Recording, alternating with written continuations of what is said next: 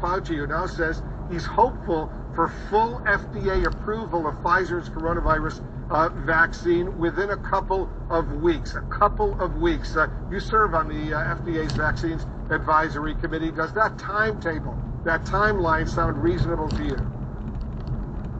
Yes, I mean, I've heard no later than mid-September. I mean, technically it shouldn't really matter. I mean, when this was approved through emergency use authorization, technically what that means is the ability for the company to distribute an investigational new drug. This is not an investigational new product at this point. I mean, it's been given to half of this country. It has a tremendous safety and efficacy profile. We know a lot about this vaccine, and anybody who looks at those data would get this vaccine in a second. So I think for people that are saying, I don't really think this vaccine is safe and effective, and I'm only going to think that after it's fully approved or fully licensed, I think that's a little silly. But I do think that is sort of a psychological barrier that it would be helpful to have full approval. Yeah, a lot of people agree with you. You know, Dr. Jean, I want you to look at the number of new coronavirus cases per day here in the United States. Look at this chart.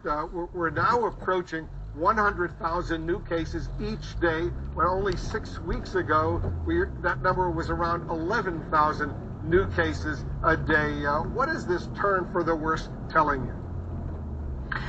Yeah, well, first of all, it's heartbreaking, right? Because we now have a vaccine that can prevent almost all of those infections. In a quarter mile, turn left onto Marine Avenue. So as opposed to the previous surges we had last summer or fall or winter, it's a very different situation. What it's telling me is that the pandemic isn't over.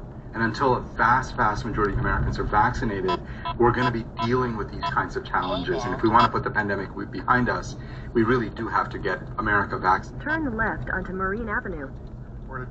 Says that number could go up to 200,000 in the coming weeks as well, which is obviously awful. You know, Dr. Offit, the coronavirus cases also among U.S. children and teens jumped 84%. Continue on Marine Avenue for 3 miles. Pediatrics. If every adult who can get vaccinated chose to do so, would fewer of our nation's kids be falling ill? Absolutely. I think we've let our children down. As a general rule, children catch this virus from an adult. You know that for children who are less than 12 years of age, they can't receive this vaccine yet because there's not a vaccine available. They depend on those around them to protect them. Also, frankly, whereas 12 to 17-year-olds can receive this vaccine, only about 30 to 35% do. So I think we have an under-vaccinated population in that 12 to 17-year-old group. But, you know, you have children who are about to go back to school.